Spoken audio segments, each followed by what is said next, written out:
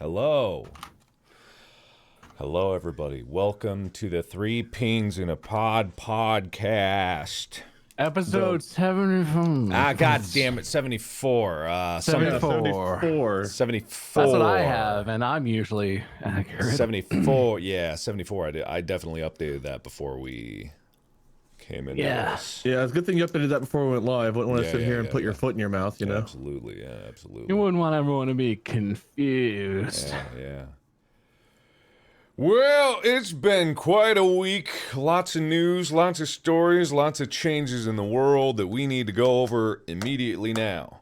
Yes. Yeah, I don't even know what story to start with. There's been so much news happening. It's much crazy stuff. Yeah. It's been a pretty crazy week. I know a lot of people have been struggling with, like, you know, the loss of power in Texas and everything, but the snow's melting here. I hope it's getting better, but I think if we all just put our best foot forward, we'll be okay. Our best foot forward? What are you, a grandmother from the 80s? Yes. I thought you guys knew that. That would explain a lot. That makes a lot of That sense. makes a lot of sense.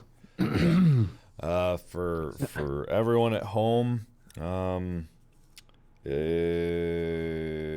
my foot's broken. That's it. Wait, what?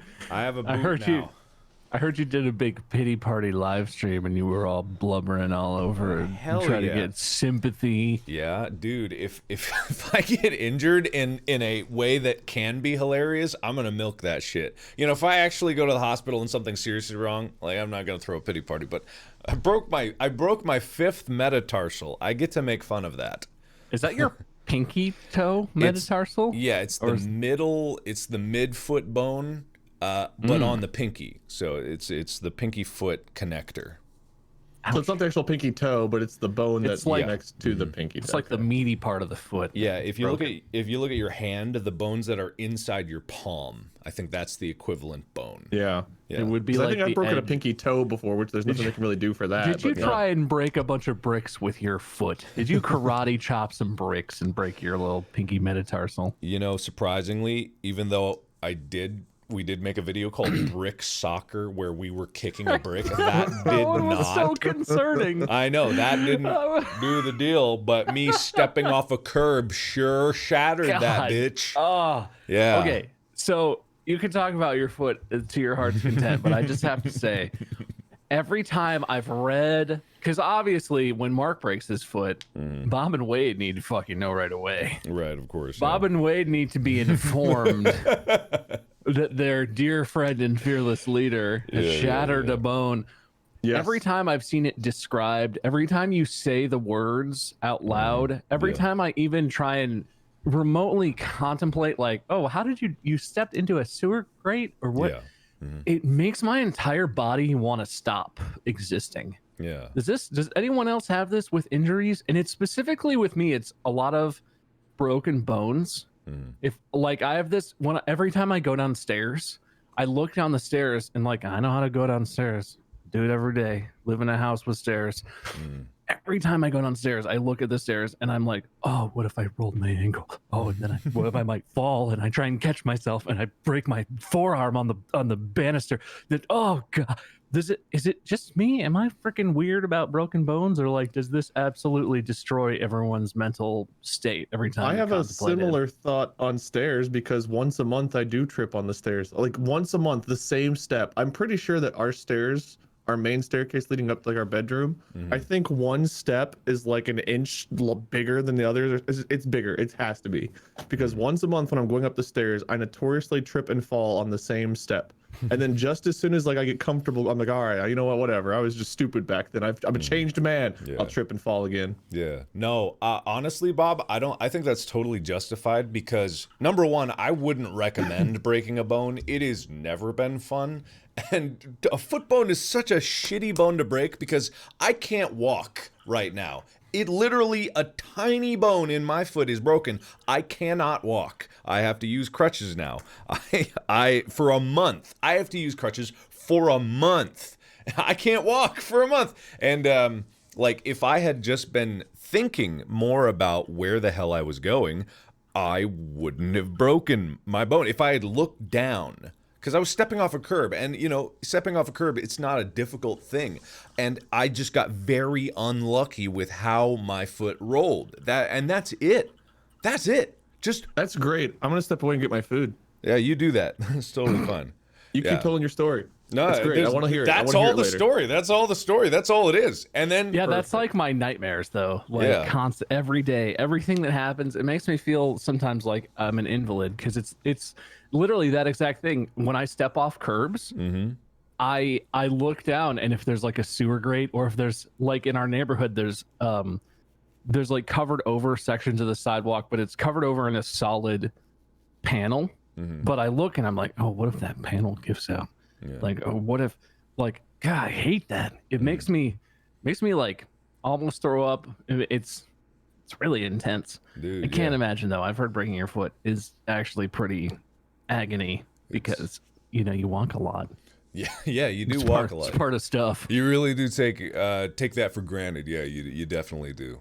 But yeah, just wouldn't generally recommend it. Also, the other difficulty that I'm having right now is because of that whole big opioid epidemic, doctors are less inclined to prescribe like prescription painkillers, which I get. They're a big problem across the America, definitely the opioid epidemic. But it also means that I have to, I'm relegated for my broken foot, which on my pain scale is pretty high, to Tylenol and Advil. That's what I get for my broken bone. So I've been taken up to the maximum amount of Tylenol and Advil that I can take, which is not very much. Sleeping has sucked. Like, I have not had good sleep the past few nights. I imagine. I think I was Anyway. sympathetically having trouble for no reason. I haven't slept very well the last couple days either. Thank no you, idea man. why. Well, ever since we started doing It's the for you, same buddy. ball in the bowl technique, I think we've been connected with our sleep patterns. They've been very connected. I think everyone at home who does the ball and bowl technique to sleep, It's like I a think- shared dream. Yeah, it's a shared experience. I'm actually absorbing a lot of power from your dreams, but you know, Mark's actually a weird supernatural being that gains power and influence every time someone new does the ball and the bowl sleep technique. yeah. Mm. Are you like those crazy wizards from the Doctor Sleep or whatever the hell the sequel to The Shining was that was so bad I almost walked out? I have no idea what you're talking about, but Did you not watch Yes. that? The Doctor Sleep? It was like the sequel to The Shining, and but it was literally like an Irish witch lady no. flying through this. Look, love don't it. watch it. It's not worth it. God damn. Did anyone like that movie? Please. I don't Wait, know what movie you're talking tell me you hated it. Let's laugh about it. He's stuffing his face right now with All some right, cool, Chick-fil-A man. or That's something. great. Yeah, good. Yeah. But anyway, that is all that I'm going to talk about my foot. Like, it sucks. I'm probably not going to be on the stream very long because I feel queasy from all the sheer amounts of Tylenol and Advil I've been taking. My kidneys are probably shutting down, and my liver is about to explode. But I'm fine. You got extras in all those organs, though, I think, right? Yeah, Yeah, two livers, two hearts. exactly. Basically, get a do-over. Yeah. You get one do-over.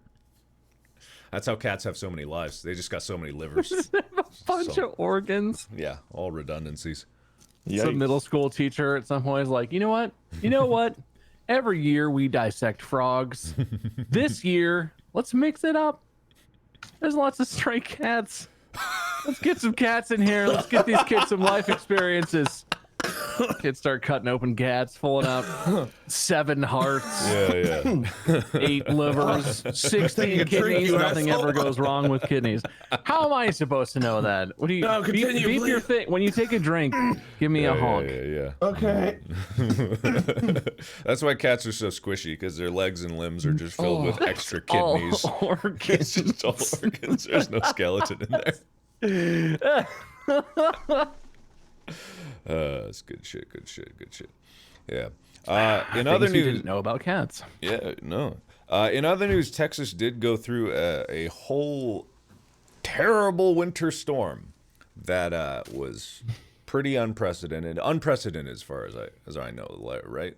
Has Texas ever had a winter storm this bad? Probably at some point. From maybe. what I was seeing, all anecdotal, people were saying, like middle-aged people were saying, never in their lifetimes Okay, at they've least seen anything like this. That they get snow in parts of Texas, but it's like a dust of snow, not a Yeah. blizzard of snow and a week of sub-freezing temperatures. yeah. What about the old people? You said the middle-aged people haven't, but of the old people? We got They don't go on social media, so I don't get their hot takes. Well, they do. Yeah. They're just on. They're on. Never mind. I was gonna make a joke, but You can say blanked on it. Facebook. It's okay, Wade. Well, yeah, but I blanked on it, so it's not funny now. So continue. You don't know that I stream on Facebook? Come on, man. No. What's your channel name, please? Well, it's definitely facebook.com/myskirm_game giveaway. Game giveaway. Yeah. I want to give you a free $5,000 for winning my competition giveaway. Wow. There's an issue with scammers. Yeah. Don't believe them, chat. Okay. Cool. I'm sure the Wait, old you're not people scamming were me though, like, right? I mean, I am, but I'm not trying to scam my viewers. I'm trying to scam the companies that give me money to do this Yeah. Okay. by selling my viewers information to them. Listen, old people didn't like the snow either. I can say definitively. All right then.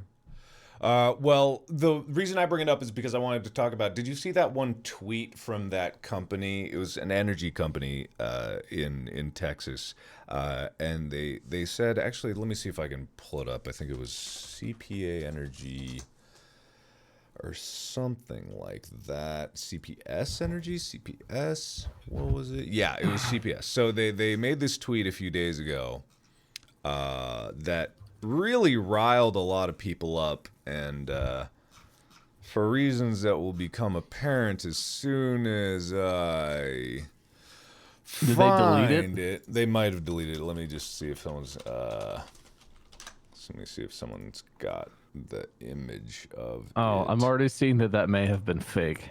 That may have been fake. Oh. I don't know if we're talking about the same thing. The 10-year spreading over. Oh, is that not it? Is that fake? Are we? Oh, maybe not. Share your thing, Mark. Well, I don't know haven't. what I found. I haven't found it yet. What are you looking at? I have found from February 18th an article that says, fact check, viral statement claiming to come from Texas Power Company is fake. People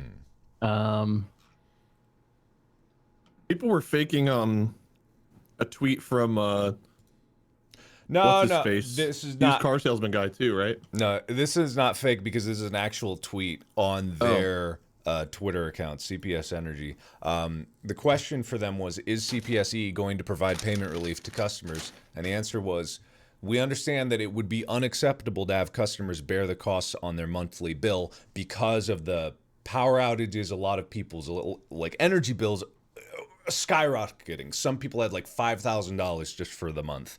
But they said it would be unacceptable to have customers bear the cost of the monthly bill, so we are working diligently to find ways to spread those costs to 10 years or longer to make it more affordable. And No. and understandably, people weren't relieved when they heard that. They didn't just breathe a sigh. They didn't go, whoo, glad 10 years. All right, that'll make it much more affordable.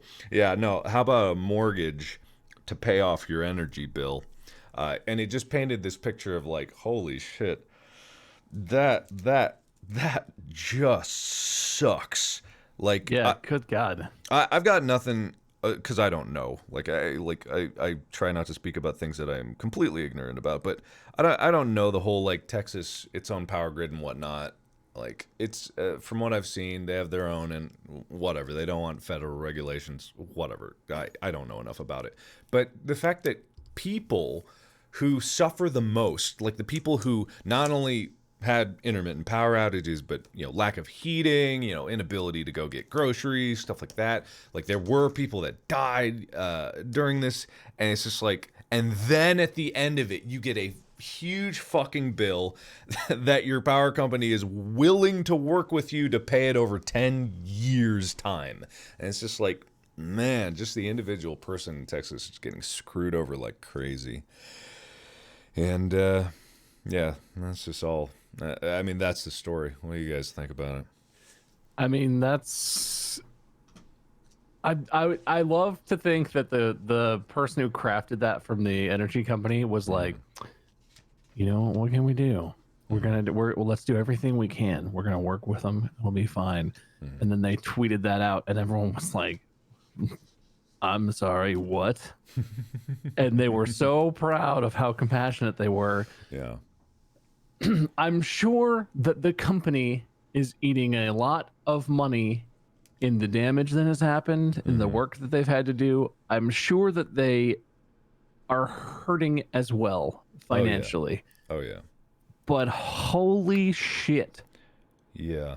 Is that just the terrible cherry on top of what has been an extremely tough and traumatic and death-defying, I think, from anecdote, you know, reports I've been seeing on social media, people have come close to, you know, running out of food, being in a house that is sub-freezing indoors because houses in Texas don't have insulation and they didn't have power for like days on end.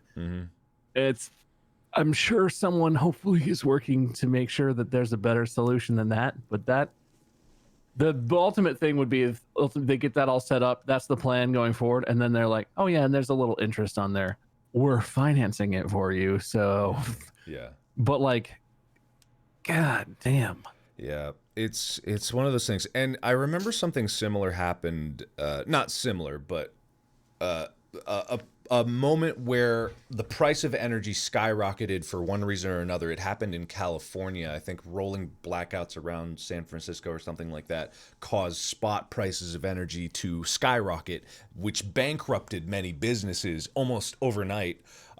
Because suddenly they had to pay, because a lot of energy companies, they act as intermediaries between the people that actually make the energy and delivering it to customers, and then they buy energy, which is a very strange concept. You buy by the volt or amp or something like that, by the watt. Wasn't it by the kilowatt hour? Kilowatt hour, and like, you send electrons my way and I'll pay for it. Like, when you think about it, it's very strange. But and that's what's happening in Texas. Like, all of a sudden, because of supply and demand in the market, all of a sudden demand goes up, and then all the companies supplying are like, ooh, yay, prices, we get to sell at higher prices. It doesn't matter what people are going through. They're like, yay. And then the intermediary companies, which I imagine this company is like, well, what the fuck do we do?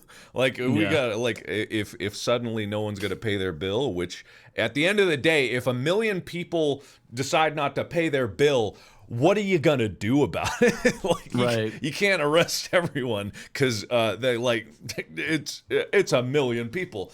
Like, so a company just kind of just explodes, and then less people have a choice because only a few companies survive, and then suddenly there's less opportunity, and the free market has won. You know what I mean? Well, and another talking point about this. So over the summer of 2020, there were huge fires in California. They affected my area. Yeah. They affected down by you too. And in California, fires are annual. Like, fire season is a thing. And PG&E in our area, their grid is just a mess. Their grid was not prepared. I think it's different. This is like a once in a century, once in a lifetime snowstorm. I don't think the grids in Texas necessarily need to be prepared for unbelievable blizzards to happen. But I've been hearing, and maybe it's again anecdotal more than verified factual, been hearing that the grids in Texas were woefully like poorly kept up. They were cheaped out, and this is a problem in California too. The electric company who's responsible for upkeeping the grid so that it is more stable and more resilient cheaps out at every corner possible. Yeah. They avoid doing things, upgrading things. They put band-aids on when a full fix is needed long term. Yeah. And this is not a thing that's exclusive to California or Texas, but utilities companies get away with all kinds of shit, cutting corners. And then the unstable grid causes blackouts, rolling blackouts, whatever. If there's any kind of weather, it hurts. It all hurts as the consumers. And then when that happens, the company's like, "Oh, we gotta fix it. We gotta fix it now. We got no choice." They just charge the consumers. Like, where is all this money going? People pay out their buttholes for utilities. Where does all the money go that is supposed to be going to upkeep the power grid, to maintain water systems, to upgrade and modernize these systems? I have no idea how it works, but I've seen so many reports of these sort of like big utilities companies mysteriously making millions and millions of dollars off of consumers who have, you know, it's basically a forced monopoly in a lot of places. Yeah. But then they don't spend it on anything that would actually benefit the consumer. They have no motivation. It's easier to take the fines and do the work after the fact because it costs them less or as much as it would have cost, and maybe they get away with it. Maybe they get to take a little bit more profit out. It's crazy. It seems like absolute bullshit. Well, I mean, that's the issue with things like electricity and water. Those kind of things, especially nowadays with electricity, maybe 100 years ago you could have argued it, but now it's essential. Like, it is essential for people to have electricity, for people to have access to power. It's okay that it's paid for. I'm not saying it should be free, because one way or another it has to be paid for, whether through taxes or by just paying the company straight up.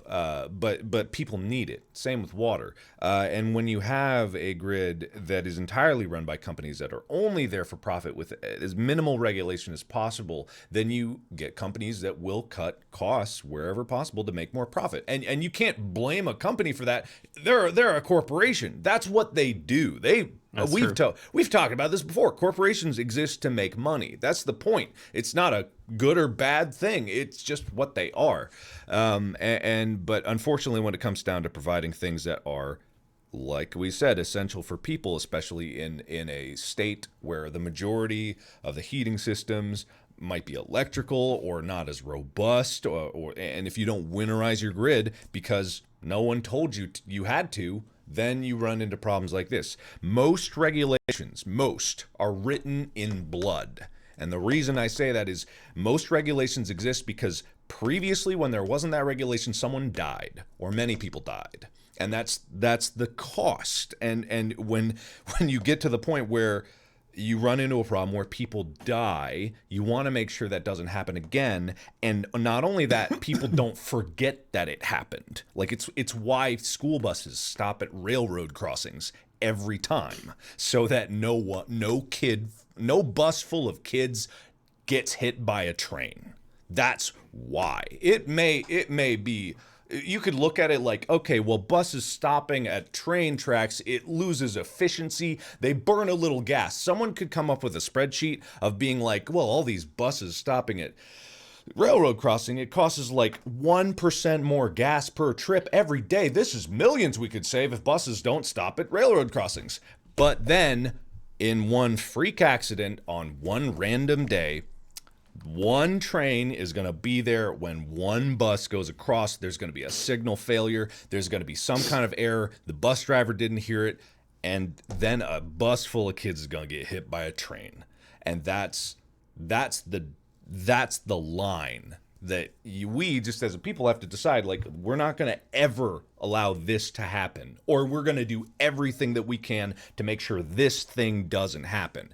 And ideally, that's a thing that most people could agree on. And I think that in this situation with Texas, what the problem is, like, people need to stop looking at like the price of maintaining stuff like this. Like, you have to maintain it, because if you don't, other people might die, and the risk of that outweighs any cost saving that you could possibly have.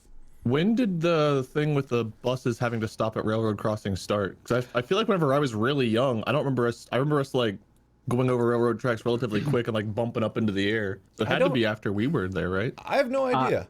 As long as I can remember in my lifetime, all the buses I was ever on stopped at railroad tracks. Mm-hmm. Yeah. I mean, you still bump up in the air even if you go over at 5 miles an hour in a bus. They're basically on leaf springs. They bounce like crazy. Yeah. It's awesome that at one point in life we prioritized children's lives whenever things went wrong. I mean, but that's the thing, though. Having this conversation, and this makes me feel like a jaded, cynical douchebag, but like having this sort of conversation, it cuts both ways, because like we've talked about, companies drive is to make money. So that includes companies don't care about their employees, the rules necessarily. If they make more money paying a fine than following the rules, they don't care about human life necessarily. Some of them do if they have leadership that does, but they don't inherently. But in the same way, regulations do not always care about what's best either. I feel like no one is in this with pure intentions. Like you said, Mark, regulations are often derived because someone dies, a large group of people dies, some catastrophe has happened, and government is like, oh God, okay, we can't let this happen ever again. But that, over time, that becomes bloated. I don't think anyone would argue with safety for school buses stopping and checking railroad crossings, but I think there are regulations that exist where you would look at that objectively and think to yourself, what possible good does this serve other than money in the pockets of the, whatever regulatory body? Yeah. Why isn't anyone good? Maybe that's a dumb question to ask. Maybe that's naive, but is anyone who's actually good interested in politics, or the only people who go into politics in Money it for and power. themselves and in it for the power?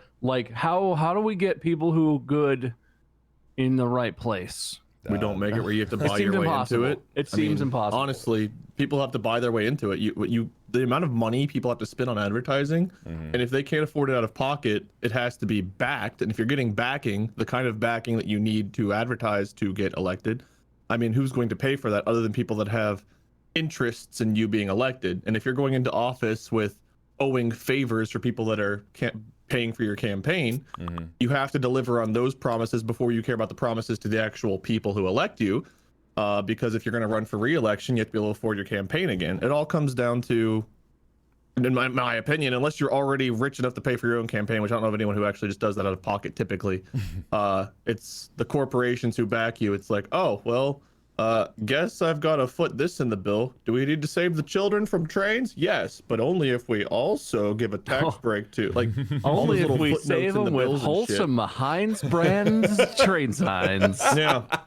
Yeah, shit, honestly, it's all about the money and the money trails, and the people who elect you, if you're the only game in town getting the money for advertising, it's like no one knows who else to vote for. It's like, well, I saw this person say something I agreed with, so I guess I'll vote for them. Look, whereas if you just see Wade Barnes on the ticket and you have no clue who the fuck that is or what they stand for, it's like, well, I guess I'll vote for the guy I at least heard say words rather than this random name on the ballot that I know nothing about. I can only imagine how many people look at the ballot and are like, this one, he sounds like an asshole. This one. Yeah. Whatever, I saw a sign, this guy. That's pretty much it, man. This is why, and I'm glad you brought this up, this is why I would like to present a full rendition of my overhaul of the whole political process. I'm here to pave the way. Have you ever seen the movie The Hunger Games? It's an obscure one, right? Okay. I guess I've heard of it. I don't know. It's like an indie movie or something? It's like an indie film. It's small, but it's pretty good. I would recommend it. So each state is they have these districts, right? So there's 2 selections, right, from each state. The senators will be those selections, right? Oh, okay. And then they get in a big dome thing and they all fight to the death, and the winner gets to make a law, and then they will die. Sound good? You gotta really want that law to exist. You gotta really want it, right? You gotta really want it. This is the jaded part of me, because already in that system, I'm like, okay, so the corporations create low-income baby farms where they basically buy people's children to raise them for these Hunger Games, and then they just they pay the families outright, or maybe they pay the children and the parents sacrifice themselves. They train them, they arm them, they back them, and then that's how you get laws passed. Is you basically buy human sacrifice.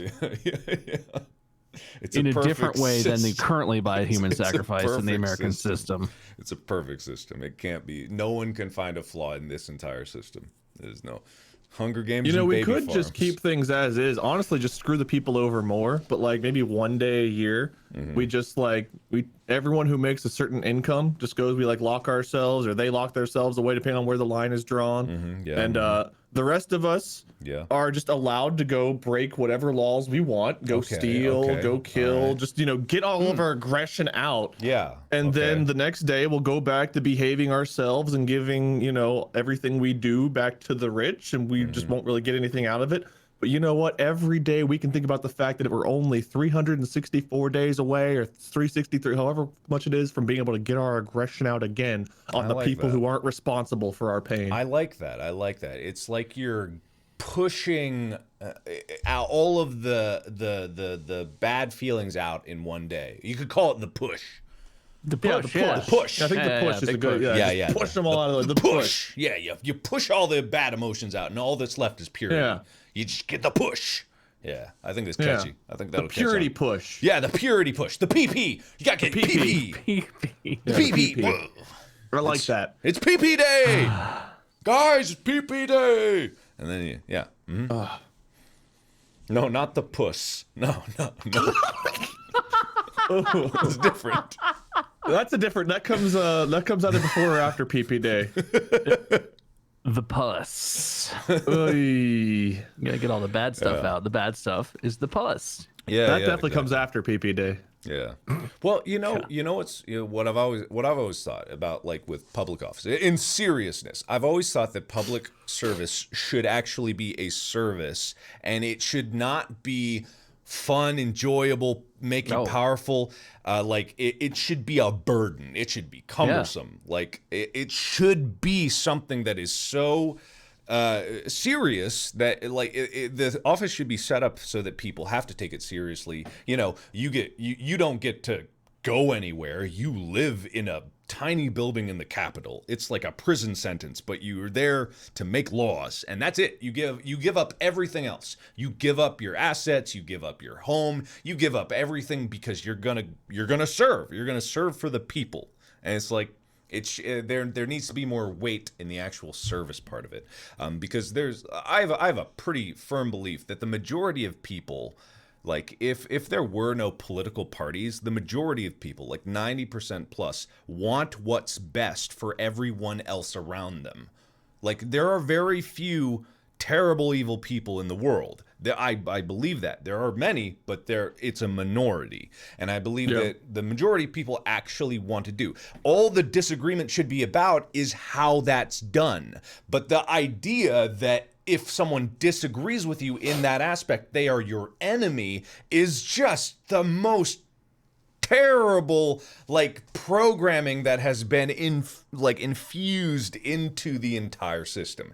It's awful. It's terrible that people think that just because you disagree with someone, they are inherently your enemy. Now there are people that are just terrible people. I'm not ignoring that fact. But the majority of people actually want to work to better society. It's just how that's done that is the disagreement, or at least they just don't run for public office. Yeah, exactly. Well, it's impossible. I think even if there is a big portion of our population that would be interested in serving, it's anything beyond like local government, which is still a whole parlor show of trading favors and owing things to people, and basically being, not representing any constituency, just representing whoever got you the office.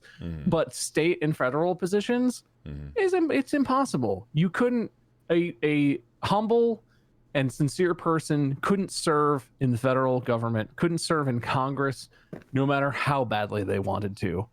And I, maybe this is again too pessimistic, but I don't think even if someone got picked or whenever they grassroots started a movement, wanted to serve their district, and got some support and actually grew a campaign, that would ultimately lead to them still being in the pocket of companies, super PACs, the party, all these people that steal the interest away from the actual humans, who are supposed to be the ones who get people elected, and thus supposed to be the ones whose interest is being represented. But both of those are completely destroyed by the way the system is right now. It's just crazy. Yeah, exactly. I genuinely agree with your idea, Mark, that it should be. Other countries have like mandatory military service. I don't necessarily like that, because I think that is kind of a burden, especially if it's mandatory service and you have to serve in like a combat area, combat zone or whatever. Yeah, That's a lot to ask. Mandatory government service, I don't think is too much to ask. You want to live in a free country, you want to live in a democracy, you want to have a strong, society where you get healthcare, you get utilities, things are stable, things are good. Yeah. You have to serve in your government, state, local, federal, wherever. Mandatory service, no six-figure salary, no huge campaigning. I think that'd potentially be a great system. I have no idea how it would work practically, I think that we already do it with jury duty. There is a civil service in jury duty where people are randomly selected because we want to have people be represented by a jury of their peers. You know what I mean? To be judged by people that are people. I feel like there's a way where the House of Representatives or whatever body of government could be, whether on the state level, local level, city level, or national level, could just be randomly selected people. And when you go, you serve. There's no election process. You are picked and you serve. You do 2 years and then you're done. And it's like you go in, you go out. There's really no special interest. Yeah, you might get a fucking idiot in there, in the House of Representatives, but God, I'm so glad our current system doesn't allow fucking idiots into politics, So yeah, it's not like that's a big sacrifice, because currently you don't get any pieces of shit in office. Yeah, definitely not. So I don't know, maybe that's a bad idea. Yeah, I'm crazy. How about I'll just stop, you know what I mean? Whatever. Vote for me. I want super packs. I had a 6-pack once, but I was like 8th grade. But I mean, I go for a super pack. Super pack, is that like? Is it like 8 like 13 packs? Instead of 12? Oh, yeah. It actually runs down both your like legs. A baker's pack. It just keeps going down. You just get these weird bumps all up and down. So. That happens anyway.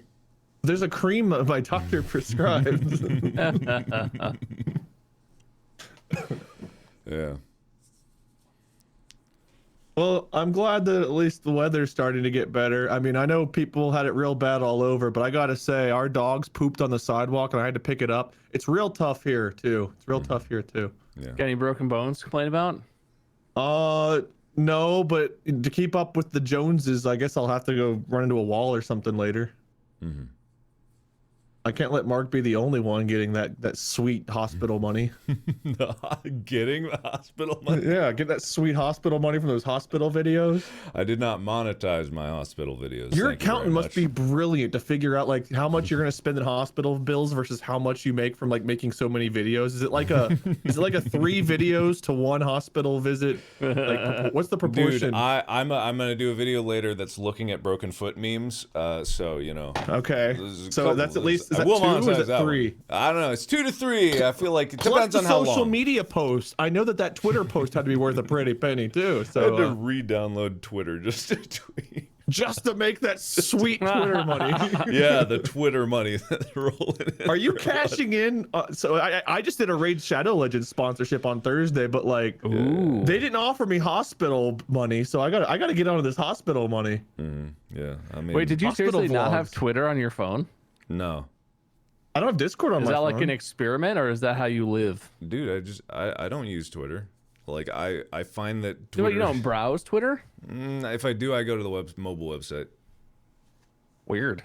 Well, I mean, just like for me personally, I don't find a lot of value in me having Twitter unless it's just to get a quick message out like that. But I find that browsing Twitter just makes me upset, like angry, and like I don't need that. I don't need that at all. I feel like it's a very non-objective place to get information, and I feel like it's so loaded with what people want you to think. Twitter's the new Tumblr. It's just it's not fun anymore. It's not fun at all. Whenever conversations like this spark up, it makes me feel like I use social media wrong. What exactly, if you were gonna browse Twitter in the way that is like unhealthy for your mental health, what are you doing? What are you scrolling through the people you follow? Are you scrolling through like friends? Any conversation that happens under people I follow or topics I'm interested in messages. It's like, it's not usually the people I follow. Every now and then, some people I follow are way more opinionated than they should be, but usually it's the conversations that happen underneath. It's like a thread's like, oh, this could be an interesting thread, and then it immediately just becomes like a shitstorm of just nastiness. People like immediately like I don't know how you get on this like cancel train of like anytime anyone like so and so said that they didn't like biscuits with butter, oh, end their lives, and it's like, well, maybe just they've never tried it with butter. I don't know. Can we take a breath before? I don't know. It's just like the immediate, just like, I don't know. There's just a mob running around, and it's the mob that finds every tweet and manages to ruin any kind of interesting conversation that could follow it. Well, I mean, it's also I guess I don't see that. I don't understand. Sorry, go ahead, Mark. I asked a question that I prevented you from answering. No, it's totally fine. I mean, I'm in the same boat. It's usually conversations, but I also imagine that it is largely based on who you follow or what you're looking at. So, but I know that I could reconfigure my follows, but I also know that Twitter's main usefulness is as a communication tool, and I have my Reddit customized to the subreddits that provide me with like articles and science and technology and informational things. So I could have Twitter be the informational platform, but I don't, and maybe I should change that. I guess people are, this conversation comes up and people are like, oh, I got deleted my Facebook years ago. It's so toxic. And I don't go on Twitter anymore. And like, I know that exists, but I feel like there's such an easy solution to that. I don't understand. And like you're saying, Wade, it does in the replies, like, yeah, it gets toxic. I don't go into the replies. I basically look at my friends' tweets and my friends' replies to my friends' tweets. I don't go into the replies of the normies and the chads on Twitter. I don't, like, that's a terrible place. People always talk about it like, oh, social media is just bad for you. Like, you can't go out there without seeing stuff that, like, you know, makes you feel terrible or makes you angry. Yeah, you can. You totally can. You know how many people I deleted from my Facebook life? You know how many people, including like long-standing friends of family and stuff, that I've muted or straight up unfriended because they post a bunch of shit that did piss me off or that I wanted to reply to that would have caused a whole bunch of, you know, drama or whatever would have been inappropriate. You unfollow those, you mute those, you block words on Twitter. It's possible to create a social media where it's about your friends' posts, pictures of animals. Like, that's my life. I don't get mad. I browse Twitter every day. I don't get mad at it, but it's carefully crafted that way. If my Twitter was more for personal use, I could probably do that easier, but sometimes it's industry people that I'm just like, occasionally they'll reach out or something, or they'll post something like interesting, like they'll be advertising a game or something I care to like maybe see. But like, I'll give an example of when things really sucked. Like last year, it was like what, June or July, there was the big movement of like people calling out creators that were doing terrible things and stuff. And I was with the company OPG, and the CEO Omid got called out for being a terrible person. And some of the people I followed were talking, like I didn't find out from like someone messaging me or anything else. I found out by logging onto Twitter and seeing everyone like adding this person that led the company I was a part of, and it was like, what? Excuse me? And I was trying to like do any kind of research to see what was going on. And already there were tweets from some industry people that are like, any creator that's still there and hasn't left cares about money, and that's it. They don't care who gets stepped on along the way. They are a terrible person. And it's like, no one, like, that was so stressful because it immediately put pressure on me to just be like, all right, I'm out. But what those people don't consider is the fact that we had contracts, right? We all signed a contract, and there are ramifications. There's legal things that happen if you just terminate a contract and just walk away. I didn't have a chance to contact a lawyer and be like, hey, is anything bad going to happen if I literally just leave, cancel my contract? Like, what happens in that case? Like, can I do that? What do I need to do that? Can he just be like thrown out of the company? Can we do? There was no time for any of that. It was immediately like, you all leave. If I see your name still on their list tomorrow morning, I'm unfollowing you. You're a terrible person. And there's a lot of moments like that where like people you don't expect, people that usually don't jump out and say crazy things, will just be on board with their torch and their pitchfork in hand. And it's like, all of a sudden I was in the middle of a witch hunt, and it's like, I don't know. So we all had to like hire attorneys after we left to try to help clean up the mess. It was a fucking nightmare. And it was super stressful because it's like, one, that was a big source of income. Two, we had no idea what kind of ramifications there were for just walking away. Ultimately, what ended up happening, I don't know if I'm allowed to share all this, but oh well, is the company like completely is gone, like bankrupted itself. And there were several sponsorships I did that I didn't even get paid for because of the way we all just bolted and left and we didn't get to handle things like the legally correct way because social media and the shitstorm around like immediately make a knee-jerk reaction, do it, knee-jerk reaction, come on guys, we're going to the gym, knee-jerk reaction, like could have completely fucked me. But it's so stressful to log on because of that experience. But also just every now and then you'll log on, you're like, man, I'm just gonna see what's going on online, and like, you know, there's just someone being called out for doing something horrible. It's like horrible, stressful news. I don't know, and you never know where it's gonna come from. And sometimes it's just like, I don't really use social media all that much anymore. I'll make a post. I very rarely browse Twitter at all because I just don't want to see who's being canceled today, who did something horrible, who hates this person for that reason. Like if I see a game update or if I see someone like, hey, I got partnered on Twitch, like those kind of things are great. I love seeing like positive things, and I understand the world's not all happy and positive, but God, it gets depressing seeing these things, and it gets super stressful whenever like this big cancel mob's running around, because like I don't want to find out that somebody I work with has done something horrible and it's like, well, I guess I gotta cut Bob out of my life because he bought Apple brand apples instead of, and their CEO is a horrible person. I can't believe Bob bought Apple brand apples after their company did this. Like, we don't all fucking know everything. Honestly, so like I get why that's personally stressful, and that's part of why I try and make my socials not focus on that sort of stuff. But I don't know if this will make you feel better or worse. All that stuff is there anyway, right? Regardless of if you know about it. All that stuff that happened with OPG and all the stuff surrounding other like abusers and stuff, that has all already happened, and it's all playing out on social media. But like, I guess I would rather be aware of what has happened so that I can choose to act how I would want to act. I would choose. But there's no choice when the mob's after you like that, though. There's no choice. So fuck those people. Unless you are the abuser, you are being called out. I understand that people want immediate action, and the idea of cancel culture moves really quickly. That is a mob that can't do anything. That is a mob that will yell until they find the next thing to yell about.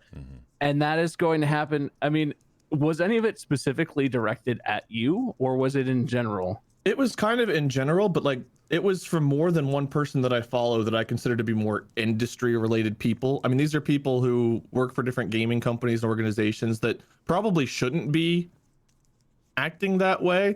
But as soon as anything social justice jumps up, they are immediately like knee-jerk reaction thing.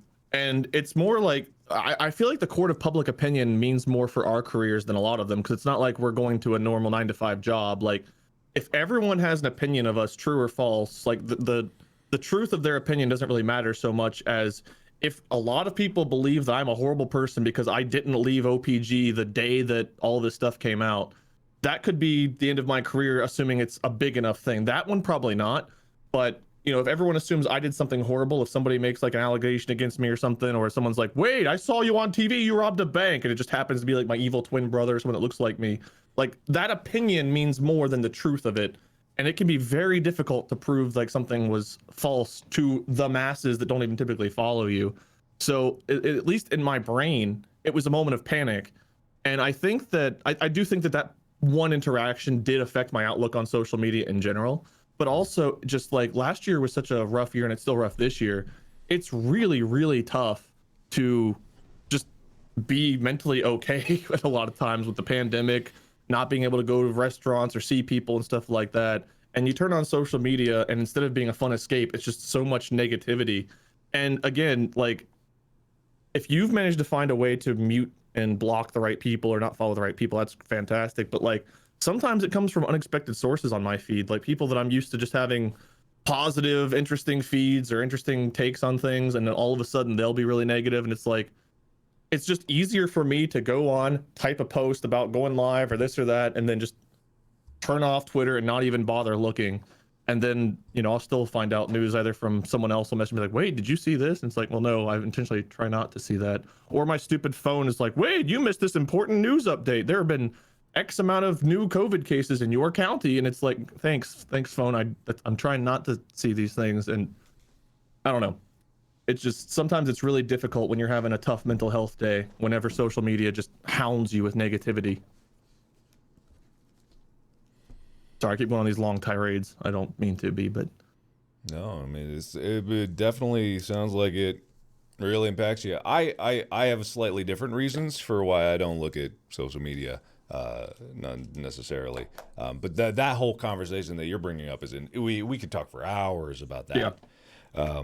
But me specifically with social media is like I just don't do it because I generally just don't have a use for it, right? Because I don't feel the need to constantly update people on my life or what I'm doing, because I like to control that information. As far as like the drama of it goes, like it is what it is. It's not really going to stop it whether it's on Twitter or not, because it is addictive. It's addictive for people. People like to be justified and vindicated and feel like they're right. People love to feel like they're right. And the thing about a social media like Twitter is everyone can have an opinion, and everyone's opinion is right to them. So everyone gets to have this little feedback loop of being right, but then it coalesces into a big storm of everyone being all right at the same time. So really for me, it's just that I don't do it just because I don't really have a use for it. If I have a use, I will obviously post about it, like with my foot, but the negativity isn't really what gets me down, because I like to stay on top of things no matter what, positive or negative, because I feel like it's important to keep that in perspective. But with mental health, it's obviously like if you can't look at it, then definitely don't look at it. And that's a whole nother conversation. But as far as just social media goes, that's why I don't do it, Bob. Yeah, that's I mean, that's fair. I don't think it's a thing that's a necessity. I just have always found it pretty enjoyable for the kind of personality that I have, just to like see what's going on.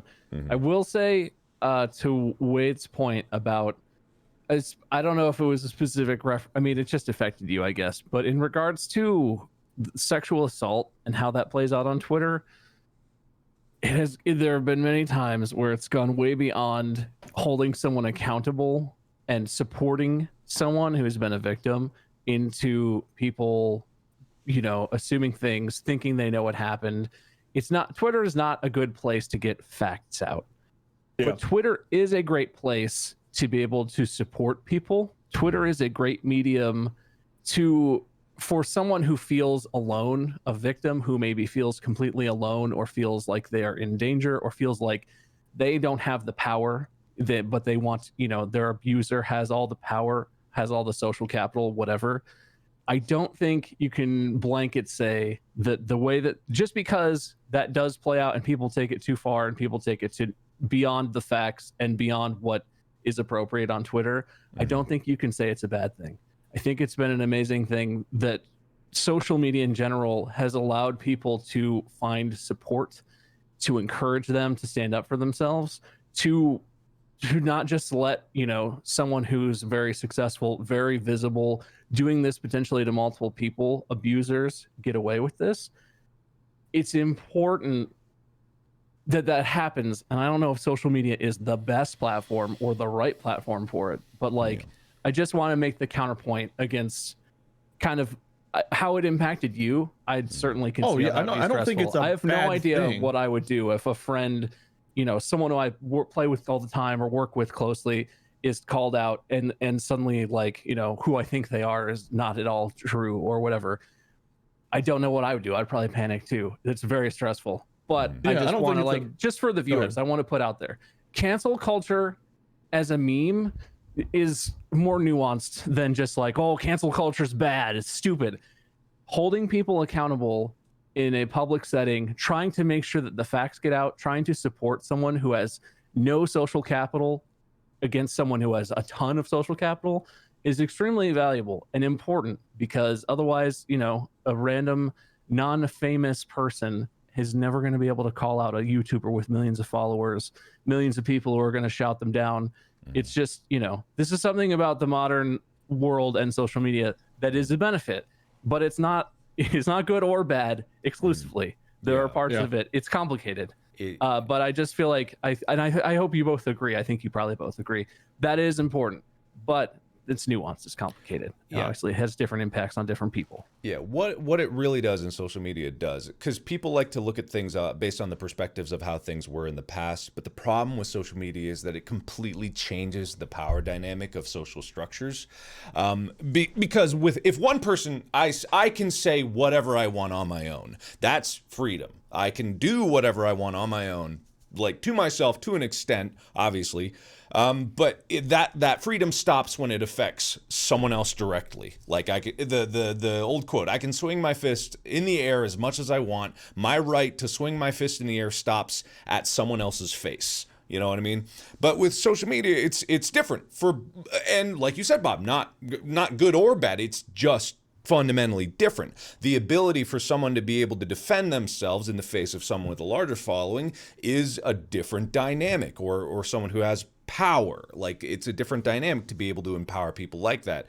But with social media, it also creates counterpoints where a lot of people whose ranty, weird opinions would normally not be taken seriously suddenly have a platform. Like with flat earthers, like it's like things like social media give those voices an equal opportunity to have the same weight as other less ridiculous ideas. You know what I mean? It evens the playing field, which causes the previous playing field that had balanced itself out with pluses and minuses. There were definitely errors pre-social media. I'm not saying that it was all perfect. It definitely wasn't. But it's just changing it. And this is all part of adapting to a world that is interconnected and where social media does allow people to have the same voice no matter what. Like, a lot of people forget that there's not only different, like,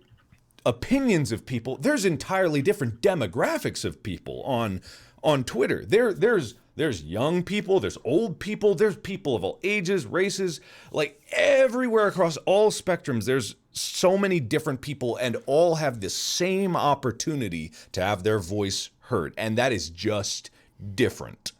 It's neither good or bad. Maybe in the end it'll be discovered that it's more bad than good or more good than bad. It's here and it's happening, and it likely will never stop. So it's about finding what needs to be done to minimize the bad. And that's pretty much it. I agree. I think people being able to have a platform to come out and to hold people accountable for things they've done wrong is a good thing. But it can also be overwhelming. Again, from my perspective, just every time we logged on for like 2 months, it was like someone else being called out. And I think 99% of those were all true allegations. There was one instance I know for a fact that was not, because there was actual like photo and video evidence that was timestamped that was shown to like where one allegation was proven false. It's those that scare me the most, the ones that are false. I've referenced this many times. I still recommend that you guys look at this, everyone watching too. There's a paper, a philosophical paper called On Bullshit, and it talks about truth, lies, and bullshitting as 3 different takes on truth. And one thing about social media that is scary is people that are just bullshitters or liars. They have a lot more power, and the social media mob tends to jump on anything, whether it's true, false, whatever. If something seems like, yeah, get them, it just seems like people jump right on it. And again, like 99% of the time, that's okay. But like the 1% of the time, that's very scary. Or in instances where there's a convoluted process, like again, from personal experience, the contract I had with OPG, it's like, if your name is still on their website tomorrow, then I know that you're a terrible person. And it's like, well, or I don't want to put me and my family in financial jeopardy for the rest of our lives because we jumped out of a contract the day that something went wrong, rather than taking the proper legal process to get out of it.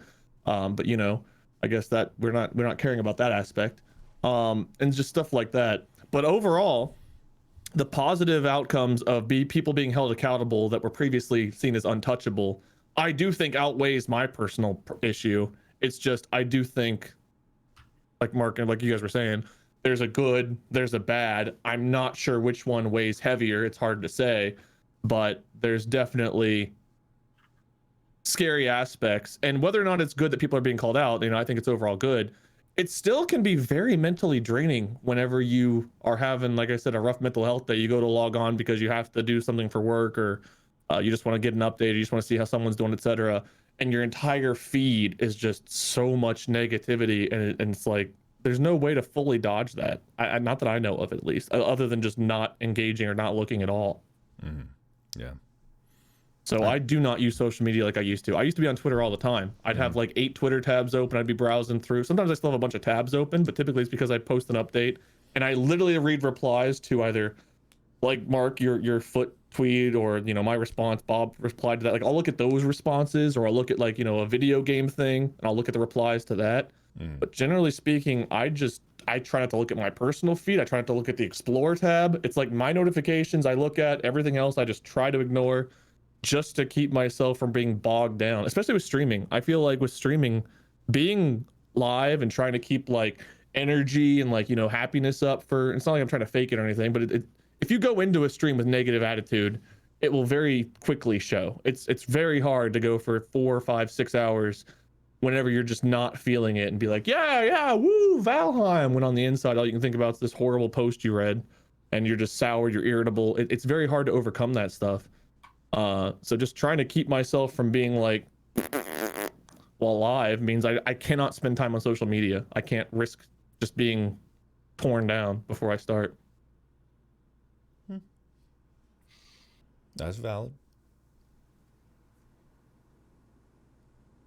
I've got nothing to add to that. I mean, that's perfectly valid. I don't think that you're wrong in thinking that, because it comes down to everyone's personal need, right? If you need something else. I think that's, with the advent of technology, there's many things that are going to change in terms of how people communicate. But at the end of the day, it's still people, right? That's always going to be the common denominator. It's humans. And humans don't change very quickly, or sometimes they don't change at all, but they can adapt, and adaptation does occur, and we will adapt to these changes in technology, you know. And there's many, many conversations and many, many, many discussions to be had about how people will be able to adapt, or what things we can do to facilitate these adaptations. But the important thing to remember is that it's not going to go away. Like somebody, I want to address this topic. Someone just said that it's a privilege to opt out of difficult topics. How do you feel about that statement? Because that's something I see a lot, where it's like, I just need to take a moment away from this. And some people are like, well, some people can never get away from that. But there's a lot of different topics. And just because some people are permanently attached to one doesn't mean everyone's permanently attached to all of them. But like that statement, I see it a lot. I feel it. And anytime I say something like, I need to get a break from this before I go live and stuff, people are like, well, it's a privilege that you even can. I don't know how I overall feel about that statement. I mean, this is the first time I'm thinking about it, but generally, I think that's true. Yeah. I think it's not it. Well, so this is the thing. Privilege is thrown around a lot. Like if someone's, you know, if someone says to me that I have white privilege, it doesn't mean that they think that I am necessarily racist. I feel like people hear this term a lot and they're like, oh, you think I have privilege? So what, you think that means I hate you? You think that means I'm a bad person? You think that means I'm whatever the topic of conversation is? The privilege exists whether you care about it or not, or acknowledge it. Privilege exists because of, you know, you are who you are. There are people in the world who cannot turn off their connection to, you know, they are the race that they are. Maybe they are a black person, so they can't just be like, ooh, I need to tune out of this Black Lives Matter stuff for a minute. It's heavy. Like, for some people, depending on what the topic is, that is inescapable. So it is. I think I'm not going to apply it to you necessarily, but I think I have a lot of privilege because a lot of the horrible stuff that people have been dealing with, especially in the last year, with coronavirus, with racial issues in this country, I can literally just not look at it. Like, it doesn't impact me directly, but that at the same time doesn't mean that it stops to exist. And it's hard because even if you want to commit your life to being an activist, you do get burned out. Like there's only so much energy you can expend on whatever your efforts towards a certain topic, your focus, your thoughts about it. You can get burned out and need to take some time to recover. And it's I feel conflicted about it because I am privileged and I totally do that. I totally tune in and out of different things, like what's been happening in Texas. I followed that a little bit, but there are people who, you know, are trapped with no electricity or were in freezing temperatures. They couldn't take a minute. That was their whole life. I think that is a privilege, but that doesn't mean that you have an accompanying obligation to always be invested in it. You no one has the bandwidth for that. No one has the bandwidth to care about everything all the time completely.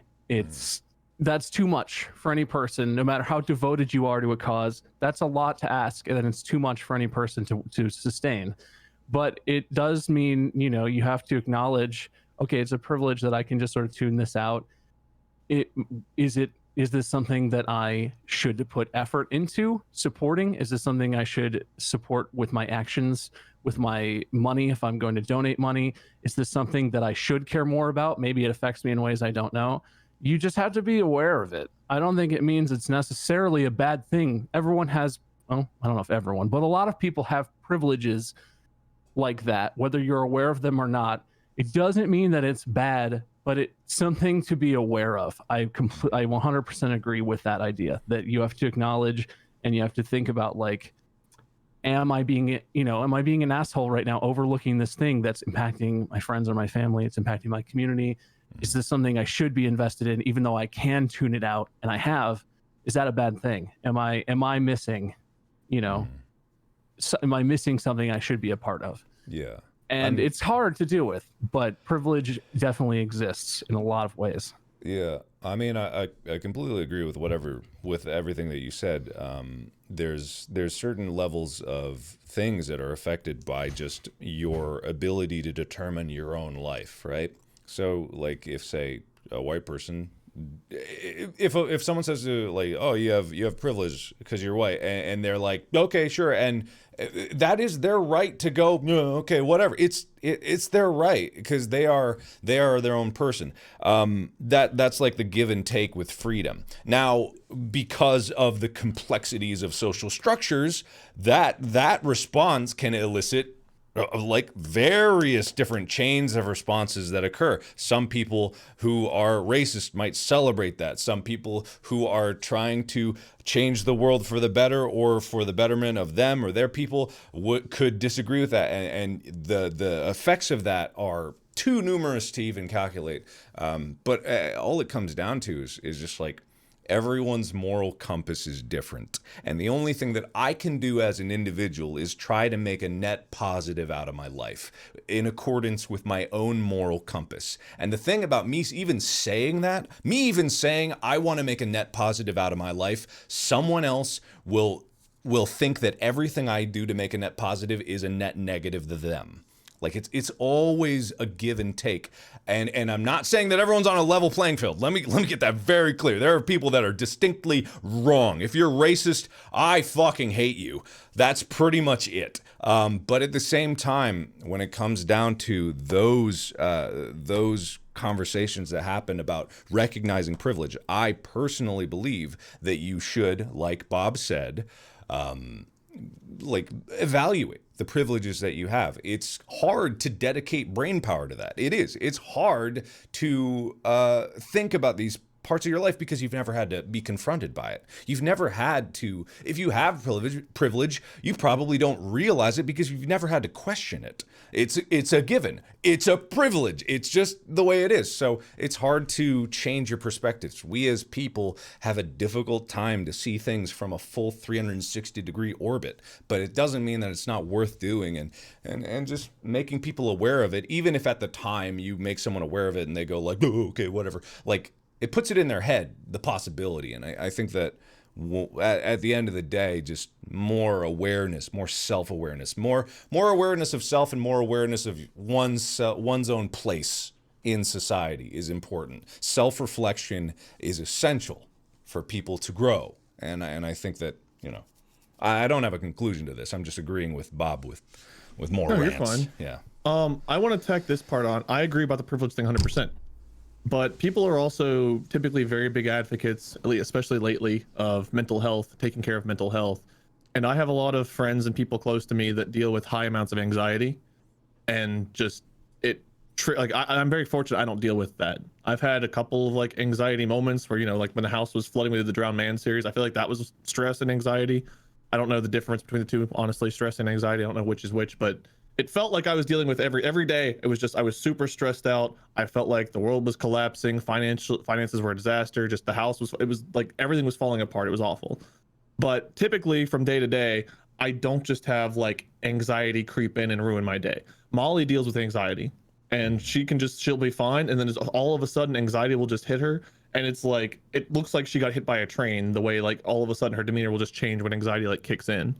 And there are moments where people with anxiety, including Molly, et cetera, just need, like, they're just like, I just need a getaway. I just need to mentally get away for a while. I feel like I'm panicking. I just need a moment. And it's people that deal with that kind of stuff. It's pretty common. It seems like a lot of people online deal with anxiety, and people are talking about it all the time. And whenever people are dealing with stuff like that and needing to step away, it just feels really shitty whenever someone's like, oh, it's good you can step away, check your privilege. And it's like, well, their mental health, I mean, their mental well-being literally depends on them just getting, I don't fully understand it. I've never dealt with anxiety like that, but like being told that sentence compacts it and makes it so much worse. I have seen her and other people crumble when they're like being told, like they're being guilted for having anxiety and just like needing to take mental care of themselves for a moment so they don't like have a breakdown. And it just feels super, super shitty. Like, I get the sentiment of it, I do, but it's also this general sweeping generalization of like, everyone just check your privilege, when in fact, not everyone is on the same mental health playing field either. And being told like, you know, you can step away, you're lucky you can. And it's like, well, everyone can from different issues. Sure, there's some issues I'll never understand. As a cis white male, there are issues I will never understand fully because I will never experience them. But people that are trans deal with different issues than people that are black, that deal with different issues than people that are female or Hispanic, et cetera, et cetera, et cetera. And we all can kind of step away from one of these issues, I imagine, versus others. But just like throwing that into people's face that are already dealing with anxiety, again, it's a personal connection for me because I know people and my own wife deals with anxiety. So it's one of those, it's like, it's a triggering phrase for me because I agree with the sentiment, but when it comes to people around me who are battling with mental health issues, and then on top of that, they're guilted for needing to take a mental health break, that also feels wrong to me. And the people that are like, check your privilege, I don't think they consider other people's mental health. I think they just see a white person and they're like, you are lucky you can do, like, you know, like, again, cis white male, I'm the epitome of privileged. But like, it's not me I'm worried about, it's the people that are dealing with other things that maybe they don't want to come out and talk about. But then on top of this, they are being hounded for not like speaking up more. And it's like, one, not all of us have an opinion on every issue. There's some issues I don't know. I have not done the research. I've not experienced it. I should. I need to. Like when Black Lives Matter was a thing, I started supporting it. I still have links up and everything, but I didn't know. You know, I didn't know what to say. I had never spoken out on issues. I had stayed silent for so long on these kinds of things because one, it was super uncomfortable for me. I was scared of trying to dabble. I was afraid of putting my foot in my mouth and saying the wrong thing. But like, I feel like there's a distinction to be drawn here that's important because I think you are on Black Lives Matter is still a thing. Yes, I agree. Exactly right with the mental health issue. But that, I honestly feel like that connects right back into what we were talking about with social media. I think people don't consider that there's a person on the other end of the screen. I think it's completely fair to decide when you need mental health breaks, to decide what you need to do to take care of yourself. And I think people forget that we can't know what's going on with other people. People on social media may see a post and decide they know what's happening and decide they need to judge. because they know all the facts, like you're saying, and you can't judge. You can never know why or when another person may need to step away from something to take care of themselves, to feel safe or comfortable in their own head, in their own mind. And people want to make that judgment all the time. And sometimes, like, the thing about that is it cuts both ways. Sometimes people will just hurl that, maybe that specific phrase, check your privilege, or other phrases. They'll just hurl stuff at people thinking they know what's happening. Sometimes people probably have used that as a defense mechanism for themselves. Something comes up, an issue comes up, a person is in the hot seat, and they're like, you know what, this is bad for my mental health. This is bad for me. You can't know the truth. You can't know if a person is manipulating you with the facade of mental health, abusing that. You can't know if a person is in a terrible place mentally themselves, what they're dealing with. And you can't, social media is hard because you kind of have to take people at their word, and you kind of know that all the words on social media are kind of lies. Like, everything's, not quite the truth, not necessarily all the facts. And that's why hurling personal judgments around on social media is kind of an issue, because you never know all the facts. You rarely know any facts. It's social media. But I feel like, and this is my approach to a lot of things in life, I feel like you have to defer to people. You need to have what's best for the most people happen. If one theoretical person is acting in a privileged way or whatever, or displaying some sort of privilege that you see on Twitter, and that's, maybe it's something that affects you, or it affects people that you care about, but they are also saying, for my mental health or whatever, they're expressing their truth, or they're expressing whatever they're expressing. You can't be, it's not your place to judge if they're lying, if they're telling the truth. It's just, I feel like I would always defer to, let's just let everyone take care of themselves. Like, maybe it hurts you, and maybe I don't understand that, because like you said, Wade, like I don't understand what it's like. I am also the epitome of privileged in so many ways. So I don't relate to a lot of experiences that you out there, viewers, commenters, whatever, have. But I feel like you have to defer to, okay, well, this person needs to take care of themselves. I'm going to accept that, even if I think they're wrong, or maybe they're missing, they're not self-aware about this or something. Like, it's just not the place for it. Social media is not the context for that, and people abuse that in both directions. But you certainly see it a lot more with people just hurling judgments of like, ooh, check your privilege. Ooh, that's pretty racist. Like, it's not a good context for that. It's not a place to have a discussion. And these sorts of things, you need to have a discussion. If someone is accused of something, they deserve a chance to have a discussion, to tell, to get the facts out, to be truthful, and to talk. And maybe they were wrong, but maybe they're willing to learn. Maybe they're willing to hear you and be like, you know what? That's terrible. I feel I acted really like an asshole. I am wrong. And I hear you. You can't have that on Twitter. You don't have that discussion. It doesn't happen. So there's nothing positive that's going to come from that anyway. But it's just not a good place. It's just not. Yeah. I mean, to be perfectly honest, it's fascinating to watch my own chat right now. Because I've been reading a lot of mine too. It's exactly the same thing that happens on Twitter in microcosm. It's exactly like what you were saying. Is chat, social media is not a place to have a discussion, especially among the people that are in it. It's a shout box. It is the same as on my Discord. I have a room called the Shouting Room. The Screaming Room, sorry. It's called the Screaming Room. And it's a room where you can, not right now, because I had to close it because it was crashing Discord. It's a room where you can go and you can just scream. And you can scream and scream and scream as much as you want. People do love the Screaming Room. The difference is with social media is all the screams are comprehensible. Like, everything is comprehensible. And the screams are loud enough to be heard around the world, and every single one of them is comprehensible. And that's it. The cost to scream into social media is nothing. It's negligible. It's like a few bytes of data. It's nothing. So the barrier to entry is so small.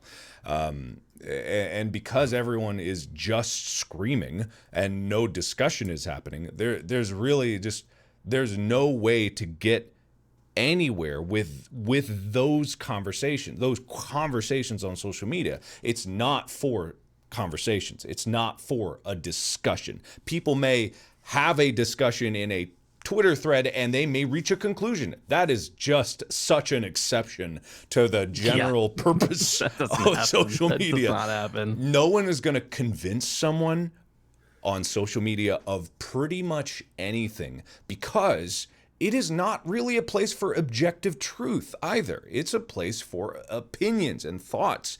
The places that you get the final conclusions of it are from bodies of authorities or like people that you trust or something like that. But then the danger is, are you in a vacuum or an echo chamber? And then you realize, like, it's just a bunch of echo chambers that were ordinarily closed off that has been opened. And not only are they echoing inside, they're echoing everywhere. So every opinion at once.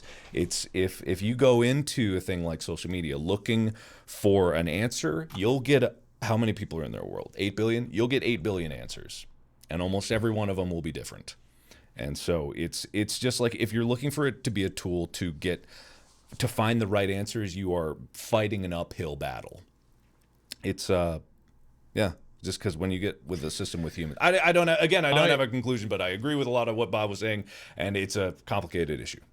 Let me make a quick aside here. I just want people that are in our chats, if there's really bad news, like, viral news going around, something devastating happened, don't be the one who goes around to everyone's chats spamming it or cheering bits and be like, hey, did you hear this horrible thing happen? Like, breaking news to people that are live is another thing that can be devastating to mental health. And I know people that have blocked and have their mods block and delete that news immediately.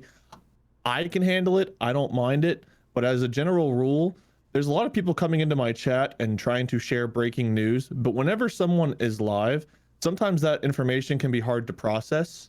So please stop doing that. If we have the capability of going and looking at things, and we will find out probably in our own time if we go to social media, we go elsewhere. But don't be the person that comes and just throws something that can be potentially very mentally devastating to read in someone's face while they're live. It's not cool. I get you're trying to break the news and share that information because it might be interesting or it might be whatever, but we handle things differently. And as a general rule of thumb, just as a piece of advice, please don't do that. You know what's interesting, Wade, even with that aside, just analyzing from a macro level, you telling people that is setting up a situation where someone else will get ostracized for doing it, but they didn't hear your proclamation to do it. You know what? I'm not saying it's a bad thing. There's nothing you could do about that. Obviously, if you want something done, say it. And but I'm fascinated because of the cascading effect, and this is what social media does. Yeah. Wade just told all of everyone listening not to do something. So all of you now know that Wade doesn't want that done. If someone wants to share news but wasn't here today, goes to Wade's channel, then other people might be like, you fucking idiot, don't do that. And then suddenly that person is subjected to something.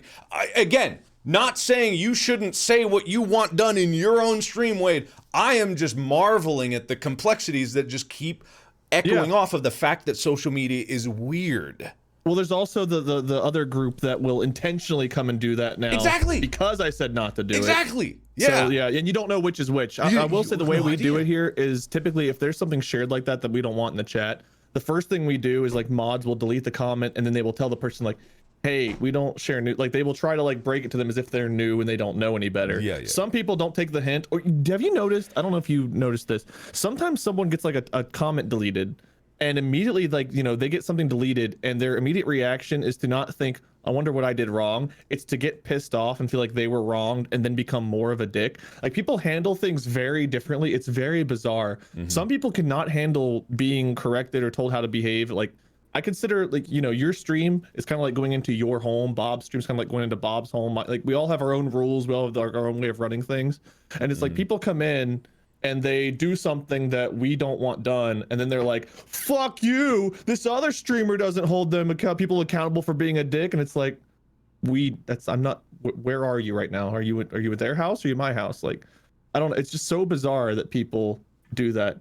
And I'm not trying to call anybody specifically for doing this. There are multiple people in my chat that have done the breaking news thing, But just like as a general aside, I just wanted people to know that I don't think that's okay. And again, people that deal with high anxiety, sometimes just having that stuff thrown in their face can make them have to end their stream, or it can affect them adversely, and they'll try to like, cover it up. Then later on, they'll like, you know, have to decompress because it's tough. Sometimes it's tough to know how to react to something when you're not expecting it. So that's what I'm not trying to shame anybody, just general advice, because it keeps happening where people are coming in and like trying to do breaking news, and it's like great, but think before you speak, maybe. And again, the assholes, it'll be easy to tell the assholes because the assholes will just keep doing it, and it's like bye bye.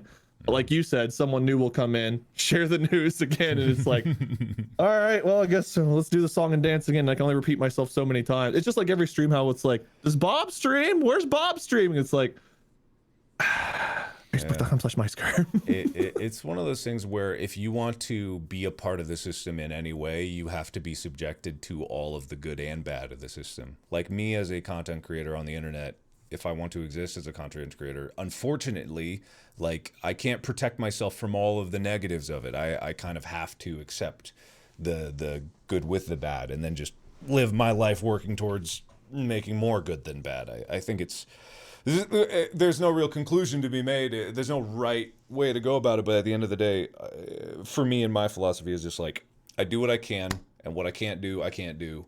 And if I've forgotten something, to err is human, and that is that. There's only so much that you can expect out of yourself. Anyway. You guys want to play games? Unfortunately, I need to go to get some more painkillers and lie down and get some food or something. I'm feeling queasy. Man, I'm feeling queasy. So I'm going to take it easy. And, yeah, no worries. And for the people out there bitching that we're talking and not gaming, we do this every Tuesday. Podcast is the literal fucking section I'm in right now. I'm not in game. It doesn't say Valheim. It says podcast and talk shows. All right, sorry, just want to get that out. If you go to Wade's stream and tell him he's in the wrong, doing the wrong thing, instant ban. Everyone ostracize that person. You need to get. I think you should raid Wade with a very specific set of instructions. Yeah, no, we should do a cross-platform Bob raid. What's some bad news that happened today? What do we got? Okay, you know, don't say that bad news. Don't say anything specific. Just go to when I raid Wade. Just be like, man, did you hear the horrible bad news? Man, I wish you the best of luck. I'm going on a 10-minute break to anywhere else. I'll be back, you guys. All right. They are going to keep streaming. Remember, Bob is over on Facebook, facebook.com/myskirm. The link is being linked by the mods here. Or Wade, if you ask Wade where Bob streams, he will also tell you. He will tell you very specifically, so don't worry about that. He's got definitely ask. He knows. Yeah. But you guys have... Yeah, you guys have fun. Take care. I'm gonna go get some more Tylenol. Hope you feel better, dude. It shouldn't be. Just more day than by day, days. Put one foot in front of the other, and soon you'll be walking out the door. Thanks, man. You're welcome. Thank you. All right, bye, guys. See ya. Bye. Bye. Bye.